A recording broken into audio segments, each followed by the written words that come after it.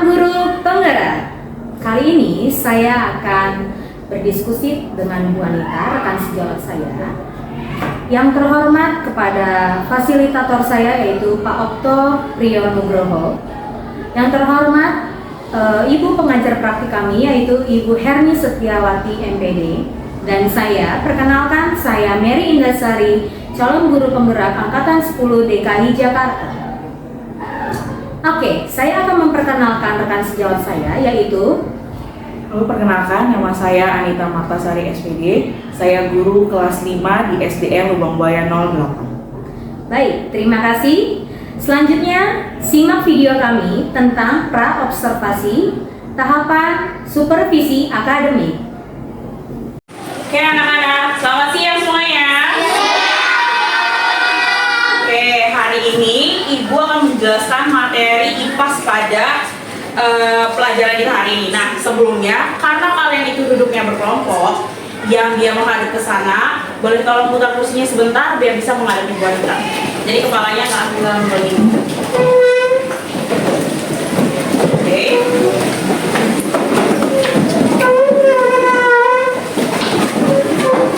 Kamu agak keluar, apa namanya? Agak keluar biar temannya bisa ngeliat. Nah, Sultan agak kesini ya. Siapa? Rifan ada kesini. Nah, oke semuanya. Bisa lihat Bu Anita? Oke, nah kalian tuh melihat Bu Anita pakai apa ya? Mata. Kenapa ya bisa buat Bu Anita pakai mata? Karena ada apa ya kira-kira? Karena ada apa? Karena ada apa? Ragu-ragu. Karena ada apa? Karena ada cahaya, maka mata kita bisa melihat objek. Nah, kalau gitu kira-kira yang mau Ibu bahas hari ini tentang apa ya? Kita bahas tentang cahaya. Nah, kalau misalnya Ibu tanya nih, apa sih yang kalian ketahui tentang cahaya? Coba, pendapat kalian tentang cahaya itu apa sih? Ada yang bisa nggak? Cahaya itu apa ya menurut kalian? Apa? Untuk menerangi ruang. Untuk menerangi ruang. Oke, ada lagi yang lain?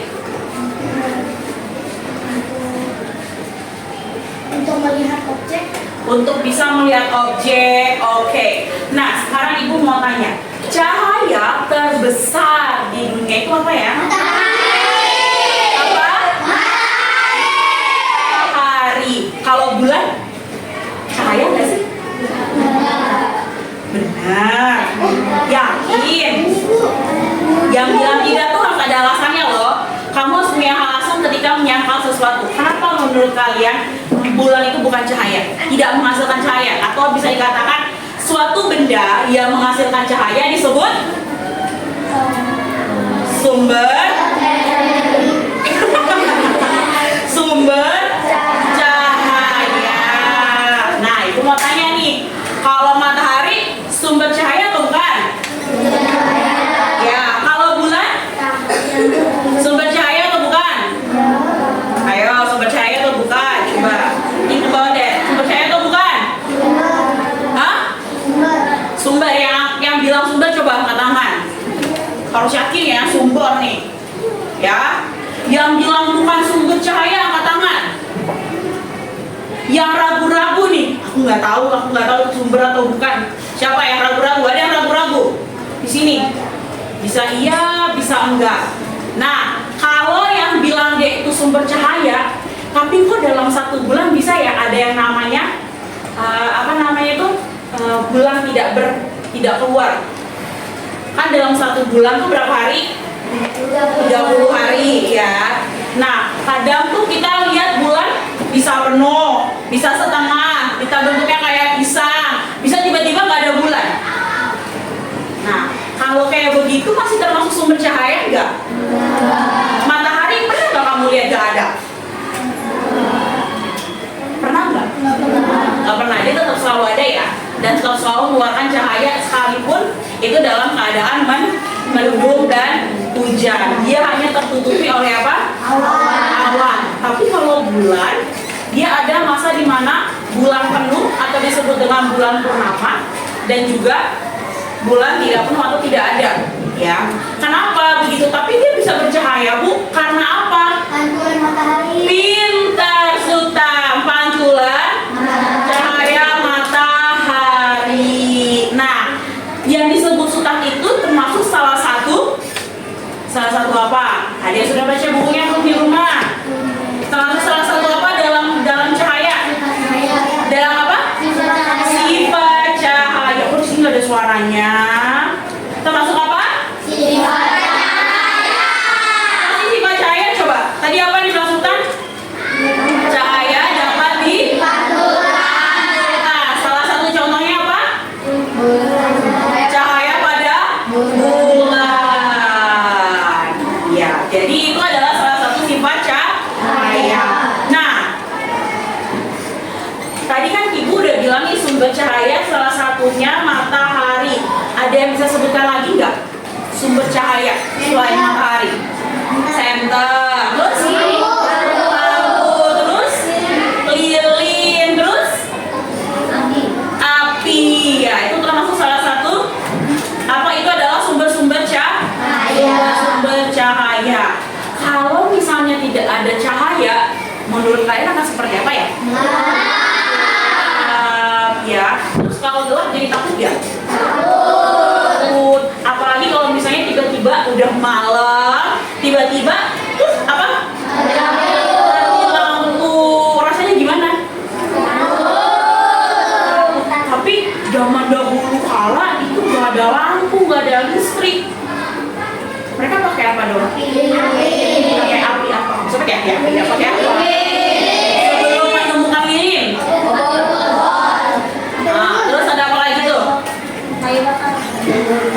Apa? Api unggun. Tapi ingat dong, kebetulan kita hari apa nih? Rabu. Pakai apa nih? Nah, dalam kegiatan pramuka kita selalu ada apa? Kegiatan apa? Api unggun. Nah, sebelumnya Ibu Anita mau kita nyanyi dulu. Oke, lihat teks yang ada di depan. Saya dulu ya.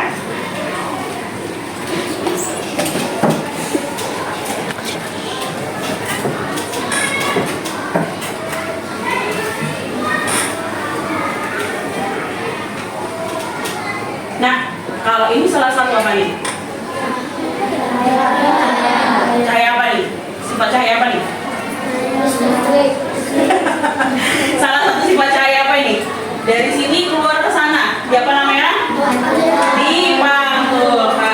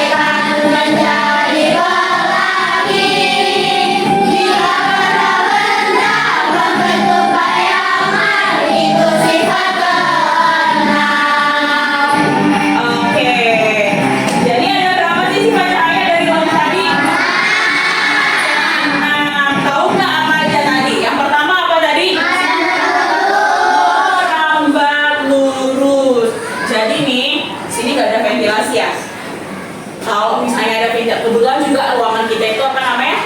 Berada di lorong, jadi nggak bisa terlalu kena cahaya matahari. Tapi kalau di rumah kalian, misalnya di rumah nih ya, di rumah kan pasti tahu ventilasi tidak sih? Tahu ya, ventilasi adalah apa?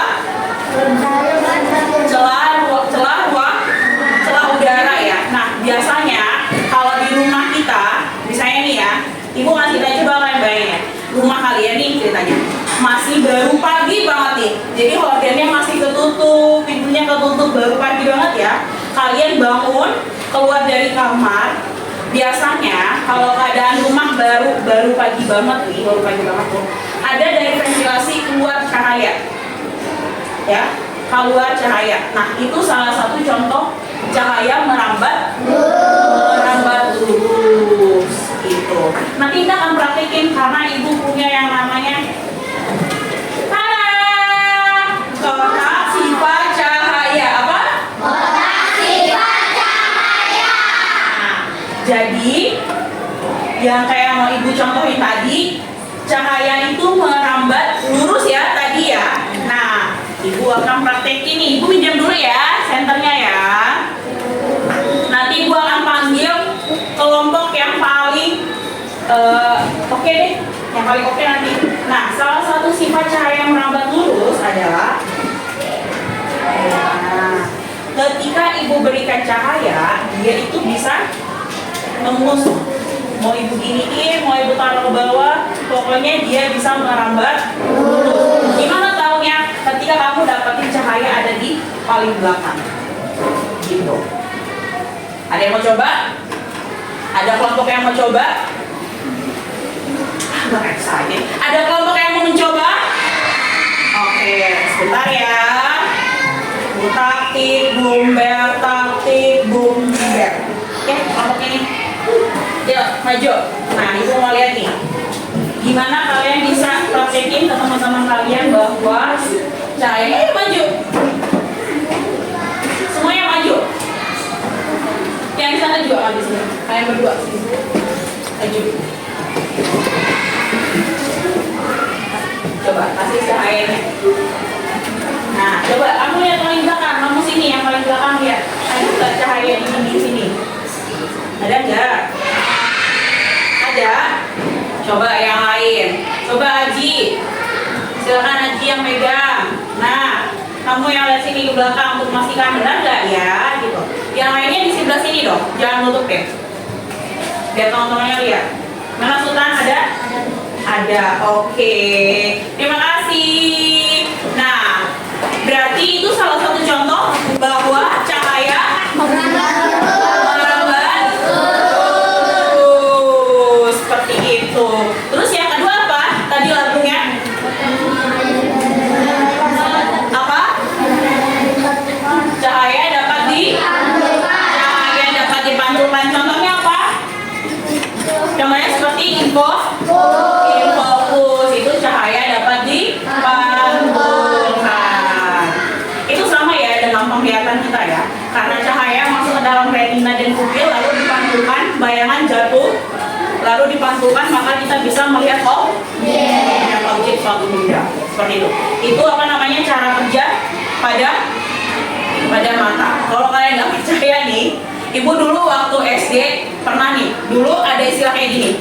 Karena kita ngomongin cahaya ya, berarti kita besok di pelajaran selanjutnya ibu akan spill dikit-dikit. Itu kita berarti belajar tentang apa namanya itu optik.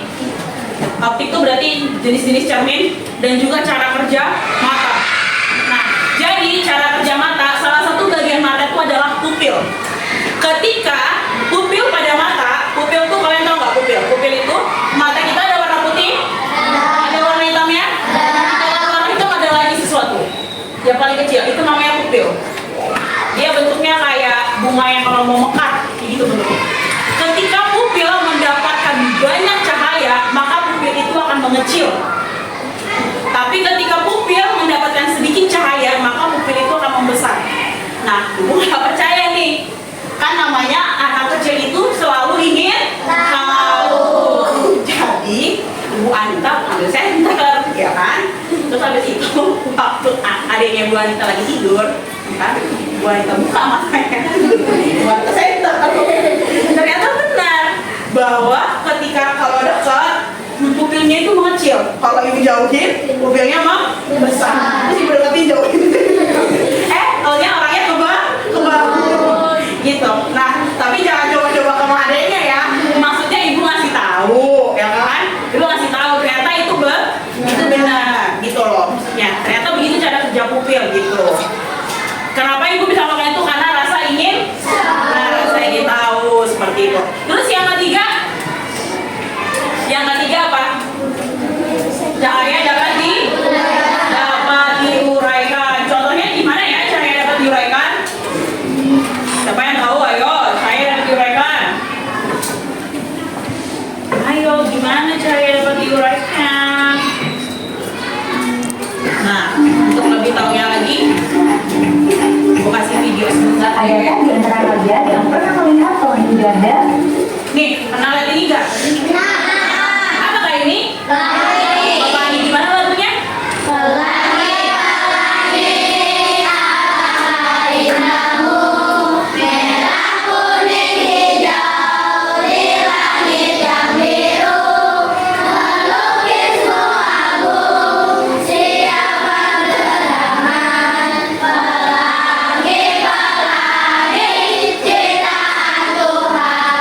Nah, sekarang ibu mau tanya. Kan tadi kan ya, merah, kuning, apa cuma itu doang warna pelangi? Siapa yang tahu warna pelangi selain itu? Ada berapa sih warna pelangi? 7. Ada berapa? 7. Ada yang bisa sebutkan?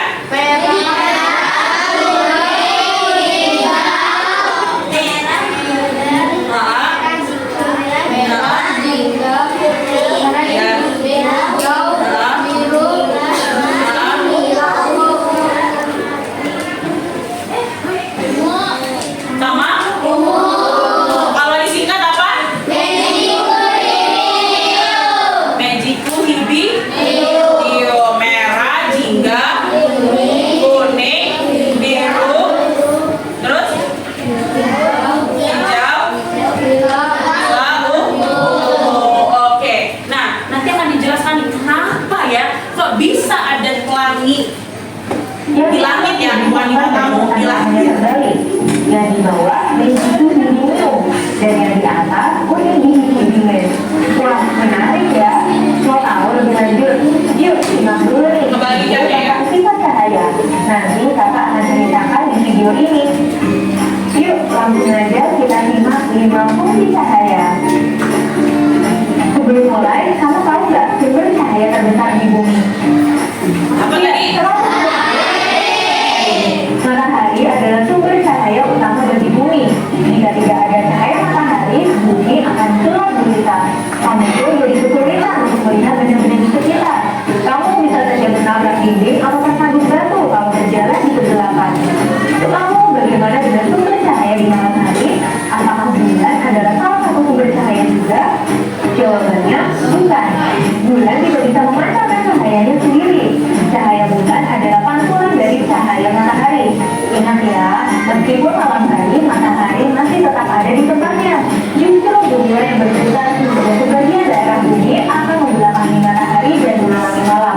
Beruntungnya, lampu sudah ditemukan sehingga kamu tidak perlu khawatir kegelapan saat malam hari.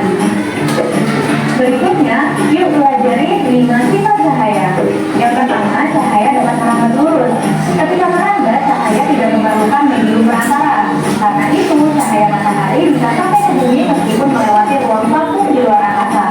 Cahaya yang merambat lurus dapat kamu lihat pada sorotan lampu mobil atau motor, lampu sensor, lampu power di panggung, lampu bersirkulasi di pinggir pantai, atau cahaya matahari yang masuk melalui celah ventilasi.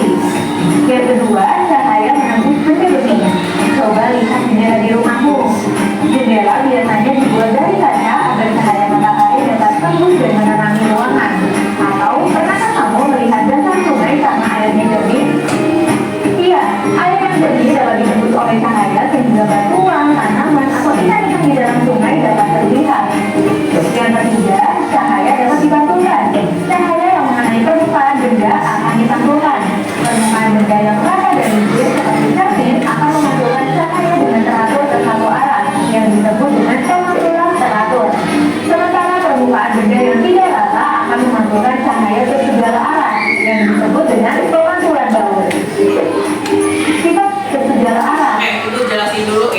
pemantulan teratur. Oke? Jadi ketika cahaya ini dapat dipantulkan, contohnya tadi kayak bilang fokus ya. In fokus memantul ke mana? Papan tulis. Permukaan papan tulis ini rata atau tidak? Padat atau tidak? Padat ya. Ketika cahaya, ketika suatu benda yang mendapat pantulan cahaya, bidangnya itu rapat dan rata, maka pantulannya menjadi teratur.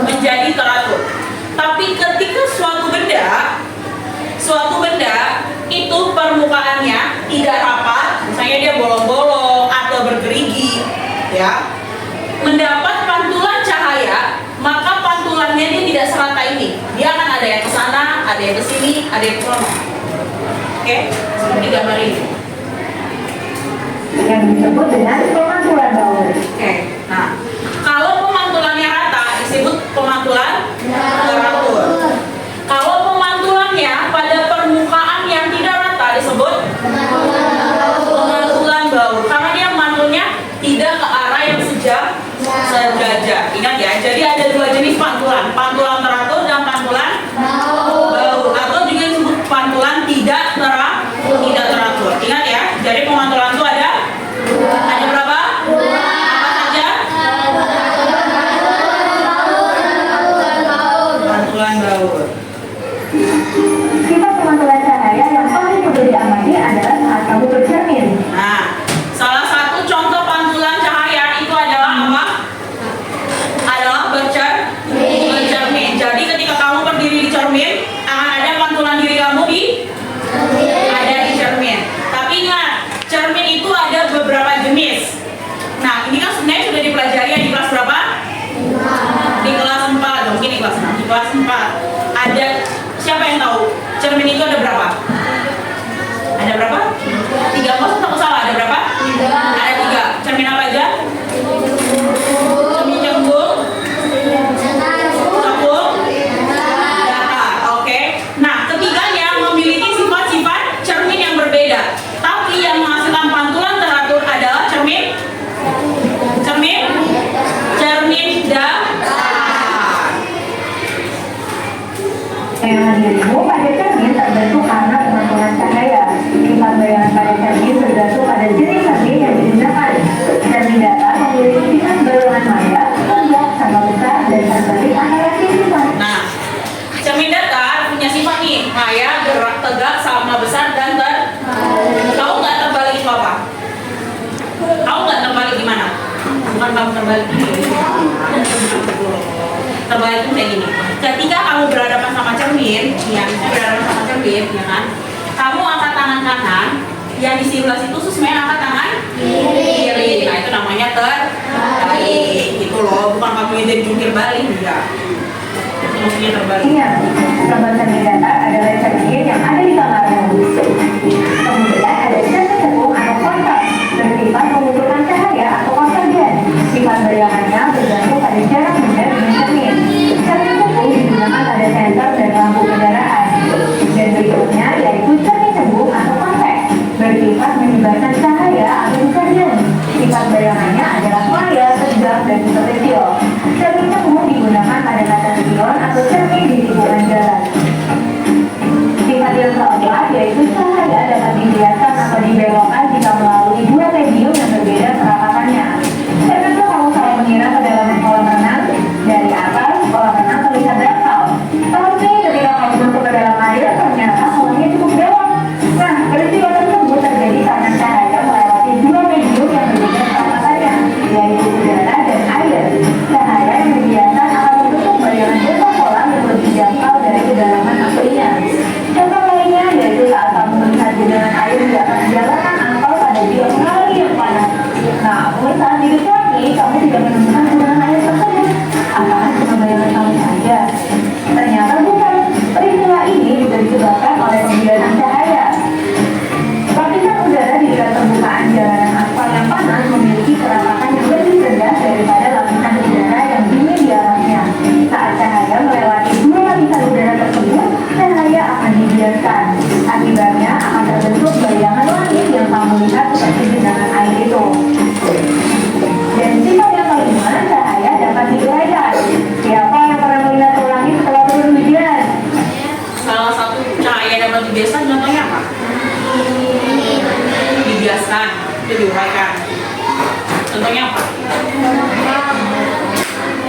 Kan tadi satu contohnya ketika kita melihat kolam renang, yang tadinya kita lihat itu dangkal, tahunnya ketika kita masuk ternyata selain itu apa lagi biasanya? Coba. Tuh sekarang di meja kalian ada apa ya? Bukan di bagian apa meja kalian? Oke, ada yang punya air? Boleh isi gelas ininya pakai air. Nah, isi dulu. Ambil dulu itunya, ambil dulu ya. Kamu nggak punya? Hah? Setengahnya aja. Setengahnya aja. Terus. Lagi. Oke, segini nih, kira-kira segini. Kira-kira segini. Udah. Oke, taruh di tengah-tengah meja. Jangan dulu ada yang masukin sedotannya. Oke, taruh di tengah-tengah meja. Sudah. Sudah. Kita dulu, kelompok ini dulu. Kamu ada yang mau ngapain? Boleh lihat.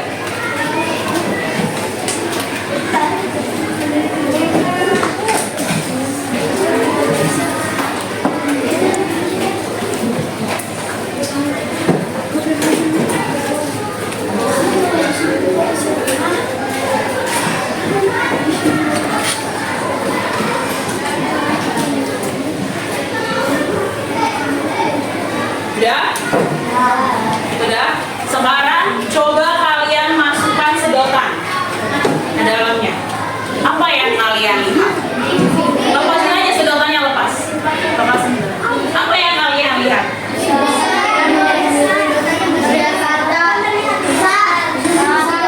Selain itu yang paling bakal sering kalian lihat apa? Sedotannya terlihat seperti apa? Apa? Kata. Kenapa ya? Kenapa ya? Kenapa? Ayo. Coba ibu mau dengar dong. Yang berani langsung berdiri dong kelompoknya. Terus jelaskan sama ibu. Kenapa ya seperti itu?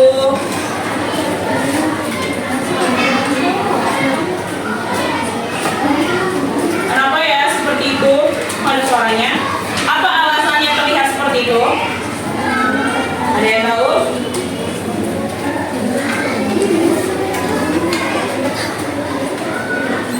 Ada yang tahu? Karena cahaya apa? Dapat dibiaskan sehingga terlihat patah. Padahal kalau diangkat apakah ia patah? Tapi kalau dimasukkan? Itu salah satu contoh.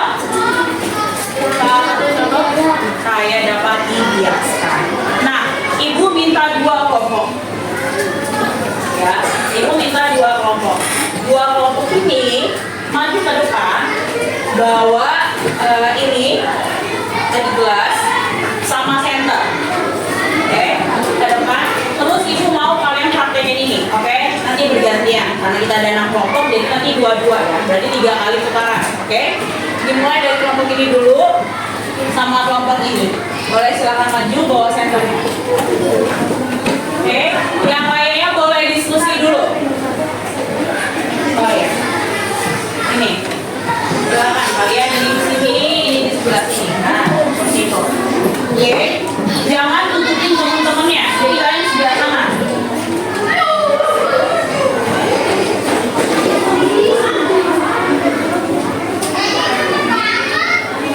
Oke, sini siapa yang satu mau ngomandoni, yang satu lagi? Nah, oke. Nah, sekarang ibu mau kalian sifat cahaya yang pertama. Cahaya dapat di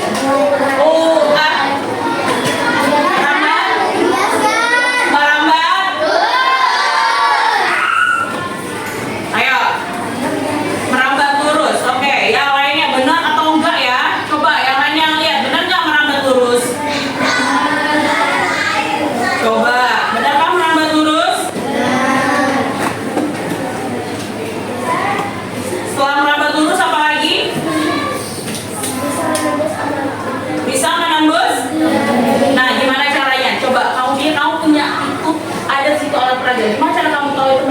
benih. Yes, good job Karen. Gitu cahayanya. Kenapa dia bilang menembus bawah benih? Karena airnya aman. Karena airnya nah, kalau airnya keruh, kira-kira bisa nggak ya ditembus cahaya? Bisa nggak ya? Nggak bisa. Itu sama seperti kalau misalnya kalian ketemu sungai yang jernih. Nah, kalian bisa melihat apa di dalamnya? Bisa melihat apa yang ada di dasar sungainya ya. Tapi kalau sungainya keruh, kalian tidak bisa melihat apa yang ada di dalam dasar sungai. Gitu. Nah, setelah itu apa lagi?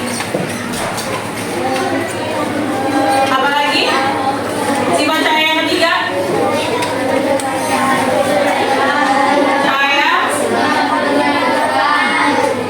Cahaya. Gimana caranya cahaya dapat dipantulkan? Hah? Gimana tahu cahaya dapat dipantulkan?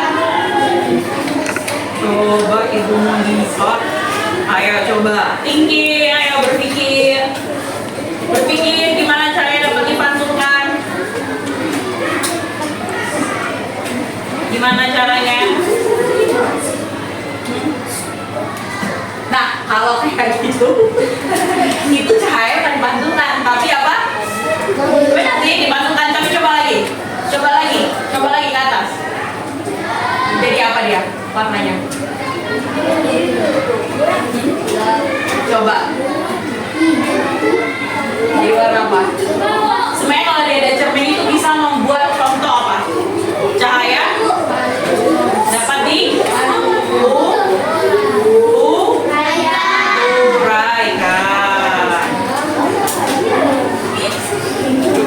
dapat dia. Gimana kalau cahaya dapat dipantulkan? Itu loh. Nah, gimana? Dapat dipantulkan nggak? Nah, terus apa lagi? Setelah dipantulkan, cahaya dapat diuraikan kayak tadi. Terus apa lagi? Cahaya jatuh. Apa namanya? Yang membentuk bayangan. Apa tuh? Apa tadi lagunya?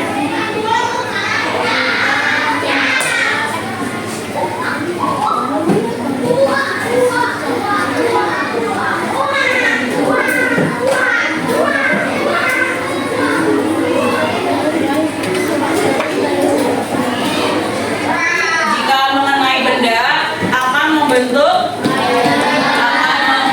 bayangan seperti itu. Oke, tepuk tangan buat temannya. Oke, nanti kita lanjutkan lagi buat dua kelompok 3, 4, 5 dan 6. Nah, sekarang ibu minta coba buka buku IPA-nya.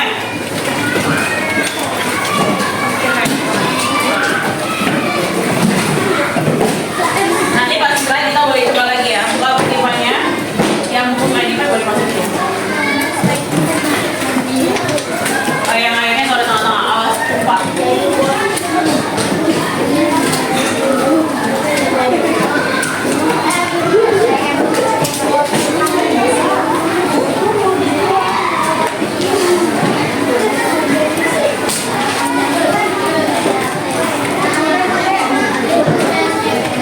Oke, sudah. Buka halaman 5 dan 6. Ya, senternya boleh disimak dulu ya, biar ada senteran.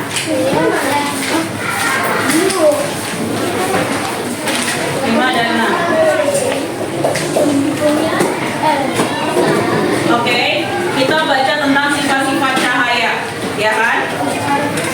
Ya kan? Nah,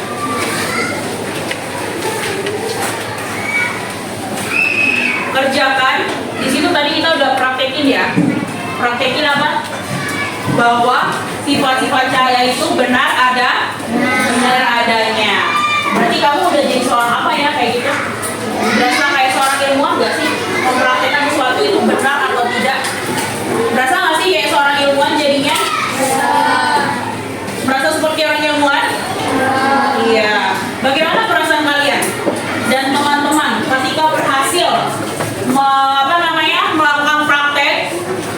dan menyatakan bahwa apa yang kalian praktekkan itu sesuai dengan yang ada di buku. Gimana sih perasaannya? Gimana, perspektifnya beda-beda dong. Hah? Ada yang merasa bangga, terus ada yang merasa kaget, gitu ya. Terus ada perasaan apa lagi? Perasaan apa? Senang. Terus ada perasaan apa lagi? Sedih. Kok bisa sedih? Perasaan apa lagi? Apa yang kalian rasakan ketika yang kalian lakukan itu? Perasaan senang, perasaan bangga, kayak bangga ya bisa memecahkan masalah gitu. Terus perasaan apa lagi? Bahagia. Terus perasaan apa lagi? Gembira, ceria. Apa lagi? Merasa terharu. Oke. Terus ada nggak sih kesulitan yang kalian hadapin? Ada nggak sih kesulitan yang kalian hadapin dalam melakukan prakteknya? Hah? Pasti ada ya, ada ya. Terus bagaimana Kak, cara kalian untuk menanggulangi kesulitan itu? Gimana cara kalian untuk bisa mengatasi mengatasi kesulitan ketika kalian melakukan praktek? Apa? Bekerja sama. Pintar sekali. Apakah kalian puas terhadap hasil dari praktek yang kalian lakukan? Puas. Bagaimana cahaya merambat? Melewati lubang-lubang kecil katanya. Ada lagi? Benar tidak? Benar ya, melewati lubang-lubang kecil atau tanpa media. Mengapa kalian memiliki bayangan? Kenapa memiliki bayangan? Karena adanya cahaya yang dipantulkan mengenai badan kita. Contoh misalnya ya, ketika matahari kita di lapangan nih, terus kita terkena cahaya matahari atau kita terkena cahaya lampu jalanan. Nah, ketika kita terkena cahaya, tubuh kita terpapar cahaya, maka akan ada bayangan. Terus, mengapa kalian bisa melihat bayangan di cermin? Karena apa? Ya, pintar. Karena ada cahaya yang pintar banget. Apakah sifat cahaya yang paling sering kalian rasakan dalam kehidupan sehari-hari? Menurut kalian nih, yang paling sering kalian rasakan itu apa? Apa yang kalian sering rasakan? Maksudnya itu apa yang sering kalian rasakan dari 6 sifat cahaya itu yang paling sering kalian rasakan dalam kehidupan sehari-hari? Apa? Cahaya merambat lurus ya. Karena dengan cahaya yang merambat lurus itu seperti matahari yang merambat lurus cahayanya sehingga menerangi bumi. Bagaimana cahaya berperan dalam penglihatan kita? Tadi boleh jelasin gimana caranya berperan? Cahaya dimasukkan di dalam mana? Oke. Nah, udah tahu kan semuanya? Oke, coba kerjakan halaman 8 yang mari refleksikan. Sesuai dengan tadi yang kita diskusiin. Oke, boleh tulis jawabannya saja di buku kalian. Ibu kasih waktu 5 menit. Bagaimana perasaan kalian setelah mencoba menjadi ilmuwan? Senang, gembira, dan bersyukur. Oke, boleh ganti teman yang lain. Bagaimana perasaan kalian ketika teman kalian berhasil menambah sifat cahaya dari percobaan yang kalian siapkan? Terkejut perasaannya. Oke. Lanjutnya.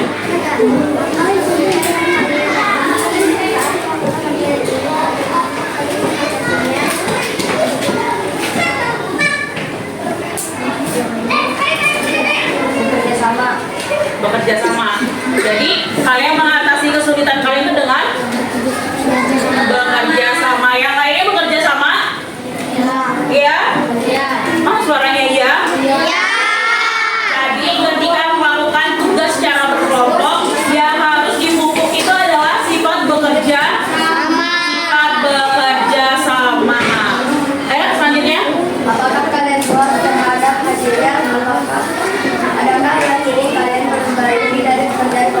Nah, gimana? Apa kalian merasa puas? Gimana kelompok yang lain merasa puas dalam percobaannya? Ada yang mau pengen kalian berbagi dalam percobaan kalian? Ada? Tidak ada? Oke, lanjut. Bagaimana cahaya merambat? Bagaimana cahaya merambat?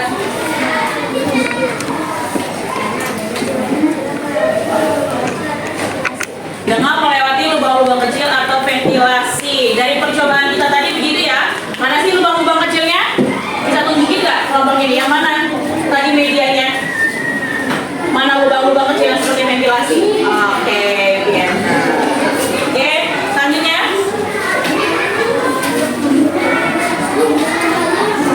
Mengapa kalian memiliki bayangan dan mengapa bayangan tubuh kalian dapat berubah-ubah? Oke, kenapa? Karena adanya cahaya yang dihalangi sehingga berubah. Iya, karena adanya cahaya dihalangi. Ada lagi jawaban yang lain dari kelompok lain? Atau sama sepakat dengan kelompok di depan? Gimana? Ada jawabannya? Kenapa kalian bisa punya bayangan? Kata kelompok yang di depan, karena apa? Adanya cahaya. Karena apa? Cahaya mengenai apa? Tubuh kita. Tubuh kita sehingga Jadilah membuat bayangan. bayangan. Oke. Lanjut. Mengapa kalian bisa melihat bayangan yang lebih? Oke, kenapa? Karena ada cahaya yang terlihat. Oke, sesuai? Sesuai tidak kelompok yang lain? Sesuai? Oke. Bagaimana tuh? Karena cahaya bisa diuraikan sehingga Oke, kata temannya karena cahaya apa? Diapakan cahayanya sehingga bentuk pelangi?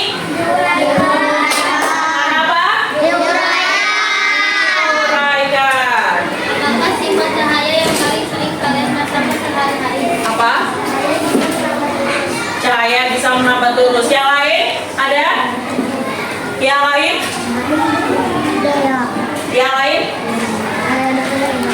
Kenapa? Cahaya yang lain ada nggak selain merambat lurus kelompok lain? Ada pendapat yang lain kelompok lain? Tidak ada? Oke, lanjut. Bagaimana? Karena cahaya dipadukan dan menutupi pupil mata. Oke, yang lainnya sama? Yang lainnya sama? Oke, terima kasih kelompok apa ini? Kelompok? Kelompok Mani C. Terima kasih sama kelompok Mani. Terima kasih kelompok Mani. Gimana bilangnya? Kamu hebat, saya hebat, kita hebat. Yes, yes. Oke, Wani. 1, 2, 3. Kamu hebat,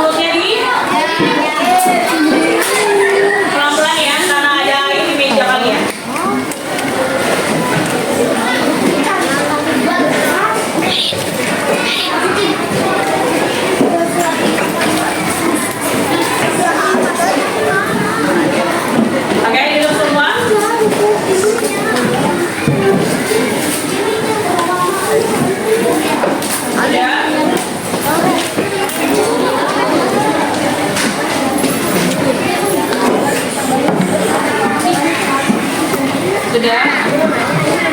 Sudah? Sudah? Oke, Ibu Anita ucapkan terima kasih atas perhatian kalian. Oke, saya Ibu Anita tutup dan akhiri pelajaran hari ini. Terima kasih anak-anak. Oke, ketua kelas.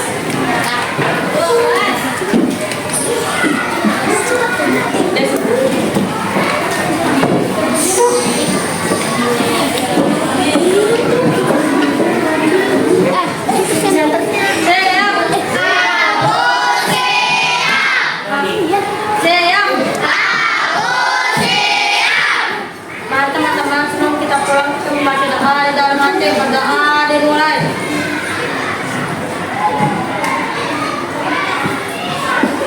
Berdoa selesai memberi salam.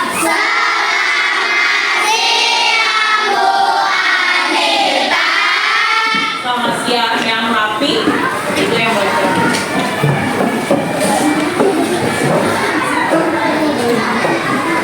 Kelompok Ramin, boleh berdiri. Jangan lupa kan? Oke, hati-hati ya.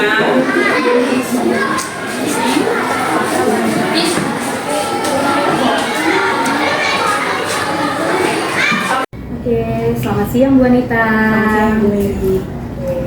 Nah, di sini kita berjumpa kembali ya pada acara observasi bersama saya Mary Dasari, calon guru penggerak angkatan 10 dari SDN Lubang Buaya 08 Jakarta Timur. Saya masih ditemani oleh Ibu Anita sebagai guru yang telah diobservasi pada kegiatan supervisi akademik, dan saya pun telah ditemani oleh Bu Herni Setiawati selaku pengajar praktik pada pendidikan guru penggerak angkatan 10. Bagaimana kabarnya Ibu hari ini? Baik, bagaimana Bu Mary? Baik juga Ibu. Oke, baik, pada percakapan observasi kali ini saya akan memberikan pertanyaan-pertanyaan kepada Ibu Anita terkait dengan jalannya kegiatan observasi yang sudah Ibu lakukan, yang dimana bertujuan untuk mengevaluasi jalannya pembelajaran yang sudah Ibu lakukan. Baik, pertanyaan yang pertama nih Bu. Untuk pertanyaan yang pertama, bagaimana perasaan Ibu Anita terkait dengan berjalannya kegiatan observasi kelas yang sudah Ibu lakukan? Oke, pertama-tama saya berterima kasih sekali tentang observasi yang dilakukan di kelas saya. Sebenarnya sih pastinya belum terbiasa ya dengan observasi tersebut. Tapi saya merasa pertama-tama sih saya merasa tegang, terus kayak grogi juga. Tapi bersyukur banget karena observasi kemarin itu berjalan dengan baik dan lancar. Wah, luar biasa ya Bu Anita ya. Nah sekarang Ibu masih ingat nggak Bu tujuan pembelajaran apa yang sudah Ibu laksanakan di dalam pembelajaran? Untuk tujuan dan langkah-langkah yang saya laksanakan di pembelajaran kemarin, pertama saya mempersiapkan pastinya praktek pembelajaran ya di dalam kelas, apa yang mau saya terapkan dan apa yang mau saya ajarkan.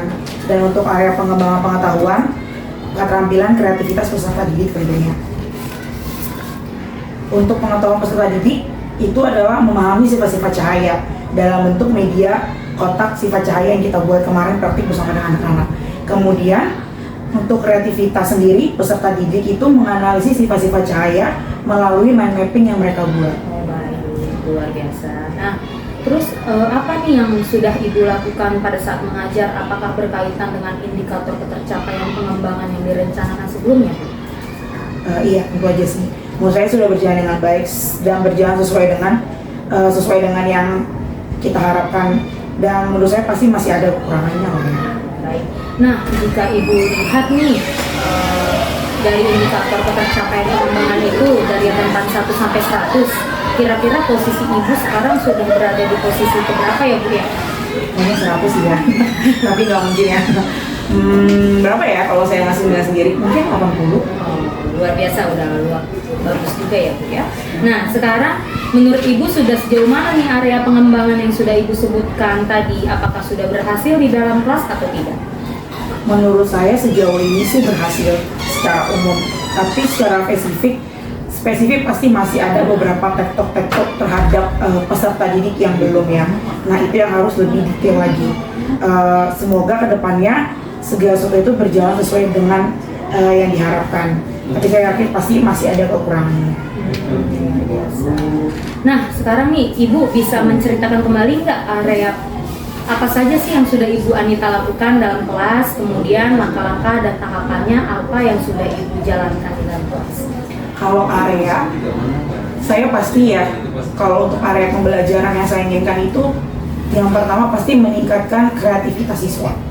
Nah, meningkatkan kreativitas siswa ini biasanya kita melakukan beberapa kegiatan praktek yang menimbulkan inovasi-inovasi dan ide-ide kreatif yang mereka inginkan. Lalu, jikalau kreativitas mereka tergali, pasti itu memerlukan pemahaman kan. Nah, tanpa disadari mereka menggali pemahaman mereka sendiri, yaitu kognitif mereka gitu. Jadi itu saya inginnya sejalan sih. Terlebih lagi juga dengan begitu juga terdapat penilaian karakter ya sebagai pelajar Pancasila, di mana pasti dalam membuat beberapa karya itu mereka tidak sendiri tapi secara berkelompok. Jadi mereka bisa bekerja sama dengan baik, lalu bisa selain bekerja sama saling bertoleransi terhadap pendapat yang berbeda di dalam kelompok. Berarti sekarang Ibu menggunakan pembelajaran berdiferensiasi berarti ya Bu ya pada saat pembelajaran. Nah, dari kreativitas yang sudah Ibu sebutkan tadi, bagaimana sih Bu prosesnya dimulai dari asesmen diagnostiknya itu seperti apa sih? Kalau asesmen diagnostik sih biasanya pertama tuh kan ada ya kita pengelompokan siswa dari gaya belajar mereka. Ada yang visual, audio visual, dan kinestetik, dan sebenarnya itu tuh nggak include 100% anak itu visual. Jadi anak itu sebenarnya dikategorikan gaya belajar itu biasanya rata-rata tuh 2. Kalau nggak dia audio visual, audio kinestetik, atau visual kinestetik. Biasanya dibagi gitu. Nah, biasanya sekalipun saya melemparkan ke asesmen diagnostik kepada mereka untuk mengetahui gaya belajar mereka, tapi itu nggak rampung benar-benar. Ada yang misalnya memang dia 70% condong ke visual, 30% ke audio, tapi ada yang mereka 50-50 gitu. Nah, untuk membagikan pekerjaannya, biasanya saya tetap gabung. Jadi biar yang kinestetik ini, karena ada yang suka gerak-gerak terus gitu kan. Nah, yang kinestetik ini bisa mengkontrol, bisa nge-cooling down, mengontrol gaya kinestetiknya mereka, supaya mereka bisa belajar juga. Kan ada part-part di mana anak-anak itu juga harus belajar dengan tenang ya. Betul. Enggak terus kita membuni mereka dengan jadi mengkondisikan kelas itu enggak benar berdiferensiasi, tapi harus saling bertoleransi. Misalnya diferensiasi yang kinestetik harus bertoleransi dengan temannya yang audiovisual. Kita dengar dulu video misalnya gitu, mereka tenang, baru nanti yang visual ngikutin gaya belajar temannya kinestetik, misalnya bergerak, melakukan sesuatu gitu. Karena kan ada beberapa misalnya kayak bahasa Indonesia, misalnya mereka belajar pantun, mungkin ada yang pantunnya sambil bergerak, nah seperti itu. Kemarin yang karena kita belajar tentang cahaya, yang kinestetik mungkin dia lebih senang belajar di luar ruangan gitu, untuk mengetahui sumber cahaya itu apa, terasa seperti apa. Nah, sekarang nih menurut Ibu Anita sendiri, apa saja sih kekurangan ataupun kendala yang didapati pada proses kegiatan pembelajaran di kelas? Nah, biasanya untuk pelajaran berdiferensiasi itu, kendala yang paling sering ditemukan itu adalah pastinya adalah waktu. Alokasi waktu, pertama persiapan yang matang. Karena kan kita menyiapkan pembelajaran yang berbeda-beda sesuai dengan area belajar anak-anaknya gitu. Enggak kayak dulu yang saya kita intinya nulis ngapalin gitu, enggak gitu ya, sesuai dengan kemampuan pelajaran. Dan terus itu adalah kita harus mengumpulkan, harus tahu skema awal siswa. Karena kan kita percaya bahwa sekarang itu di pendidikan kurikulum terbaru, kita percaya bahwa anak itu bukan lagi kertas putih atau gelas kosong. Kita percaya mereka tuh udah kertas yang berisi, atau udah kertas yang berwarna, atau gelas yang terisi. Nah, gimana cara membuat yang berisi dan berwarna ini lebih bermakna? Seperti itu ya. Nah, karena kan kita mendekati bahwa pembelajaran yang berdiferensiasi, cuman nggak hanya berdiferensiasi juga, tapi harus pembelajaran yang bermakna terhadap anak-anak tersebut. Tapi yang berpusat pada murid. Ya. Nah, kira-kira nih, mengapa sih ada nggak sih peserta didik yang kurang aktif dalam proses pembelajaran? Biasanya pasti ada yang ya, dari 32 siswa itu pasti ada yang dia itu mungkin emang pasif banget. Tapi biasanya hampir rata-rata mereka yang pasif itu adalah mereka anak-anak yang dikategorikan anak berkebutuhan khusus. gitu. Mungkin karena keterbatasan gaya pikir, keterbatasan bicara dan yang lainnya. Cuman mereka tetap dilibatkan dalam satu kelompok. Mungkin kalau secara individu kita harus face to face untuk bisa ngerjain papernya, kertasnya dia ya. Tapi kalau untuk tugas itu kita harus mengayomi satu dengan yang lainnya. Maksudnya kalau misalnya di kelas saya itu ada 3 atau ada 5, nah itu masing-masing harus dapat satu kelompok supaya yang teman-temannya yang dia terbiasa bekerja sama dengan temannya, yang temannya juga belajar bekerja sama dengan yang mungkin sedikit berbeda dari dia. Nah, di dalam kelas Bu Anita nih, ada nggak sih anak-anak yang berkebutuhan khusus? Nah itu ada berapa? Kalau ada berkebutuhan khusus sih, yang ada suratnya ya, misalnya mereka udah tes gitu di rumah sakit itu sekitar ada 3 sampai 4. Ada yang identifikasinya berat itu ada 1. Oke, nah sekarang nih Bu, balik lagi. Kira-kira nih mengapa sih peserta didik itu tersebut kurang aktif dalam proses pembelajaran? Biasanya kurang aktif dalam proses pembelajaran di awal-awal ya, sebelum kita observasi. Mungkin saya mencoba pembelajaran baru, tapi mungkin karena belum ada dorongan yang kuat, kadang-kadang baru setengah jalan mundur lagi ke metode lama. Kadang gitu ya, Iya. itu kayak lihat, aduh, kadang juga itu sebenarnya gara-gara saya bilang tadi, kita dikejar alokasi waktu. Kita kan ada yang misalnya tema 1 dari sekian sampai sekian gitu kan. Nah, saya tuh tipikal guru yang nggak mau segala sesuatu tuh habis karena waktu. Saya maunya itu habis karena anak paham. Tapi enggak ya, kadang kita juga tetap harus berpacu dengan waktu. Biasanya sih kayak gitu. Jadi mungkin kendala di waktu sih. Jadi tempo mengajar itu nggak sejalan dengan tempo saya pengen anak itu goals memahami pembelajarannya. Gitu. Jadi mungkin saya belum bisa memfasilitasi mereka yang kurang aktif itu secara penuh. Dari proses yang sudah Ibu lakukan nih Bu, untuk meningkatkan pembelajaran tersebut itu bagaimana? Yang pasti mungkin kadang nih kalau misalnya mau meningkatkan pelajaran itu kita harus mungkin lebih inovatif lagi kali ya.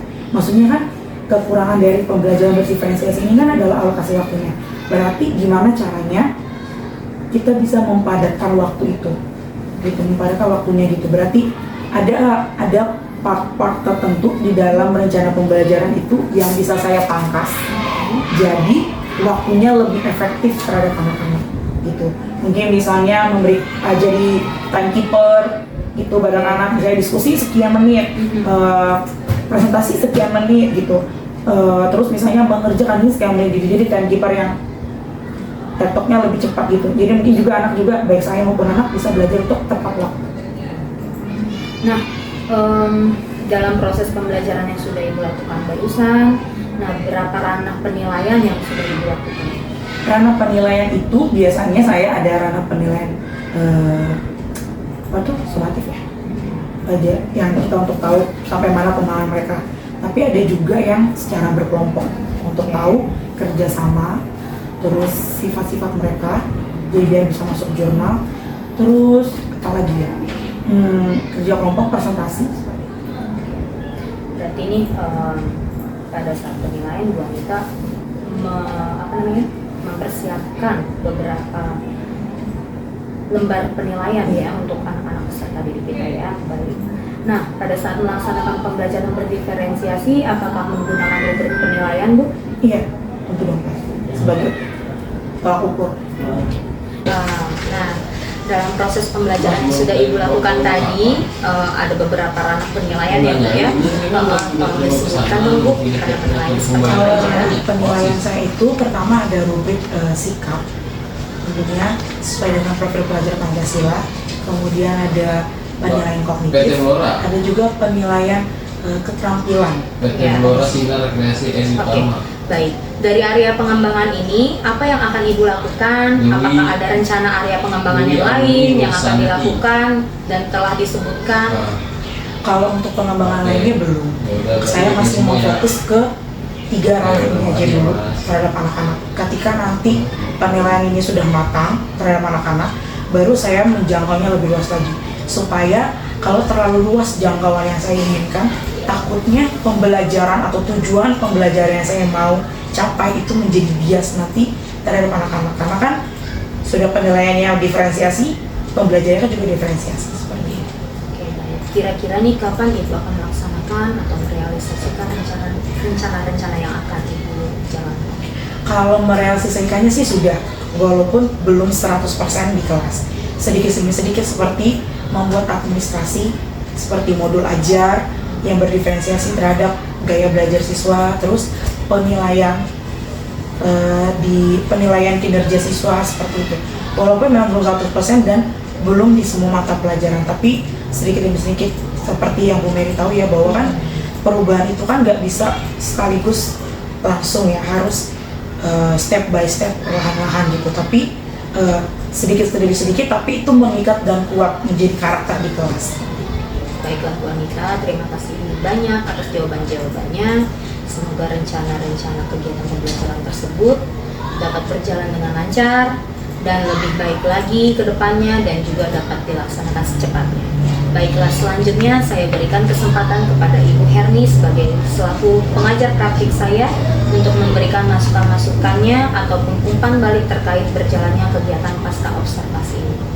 Baik, terima kasih sebelumnya saya apresiasi pada Bu Anita, kepada Bu Mary yang luar biasa yang telah melaksanakan observasi pembelajaran ini, sehingga yang tadinya itu Bu Anita belum paham dengan adanya diferensiasi di kelas itu, mungkin dulu pernah cuma nggak begini gitu ya. Ini mungkin suatu hal yang baru, namun bukanlah berarti sulit gitu. Ternyata Bu Anita sudah menilai dirinya sampai 80, berarti kan menunjukkan Bu Anita sudah mampu, sangat mampu saya.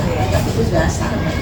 Ya, hal untuk yang baru bagi pemula adalah untuk mencapai nilai itu dan menyiapkan segala sesuatunya, dari persiapan itu, dari langkah-langkah pembelajaran tentunya, dari langkah pembelajaran awal adalah kegiatan pendahuluan, kemudian ada kegiatan inti sampai kegiatan penutup.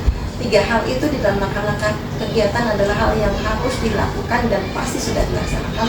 Tentunya sudah dibuat di dalam perencanaan Anita, yang mana sebelumnya Bu Mary telah memberikan contoh itu pada pembelajaran sebelumnya yang sudah menggunakan diferensiasi. Luar biasa. Pengalaman yang membuat Bu Anita membuat hal yang baru namun surprise. Kemudian tadi sudah disampaikan juga kesulitan yang disampaikan Bu Anita, terutama mengenai waktu.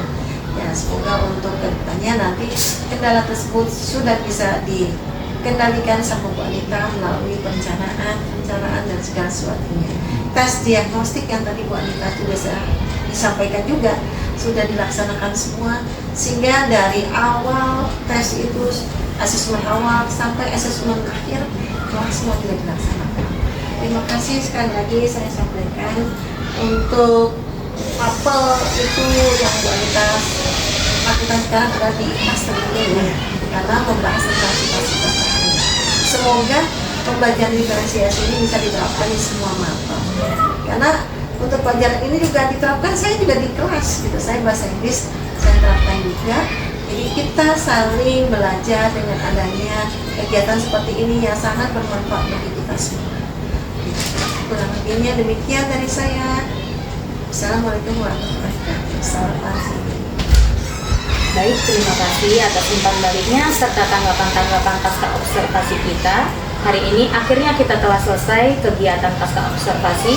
Baik, akhirnya kegiatan supervisi akademik hari ini telah selesai, yang diawali dari kegiatan pra-observasi, observasi kelas hingga pasca observasi. Terima kasih saya ucapkan kepada Ibu Herni dan Ibu Anita. Salam bahagia.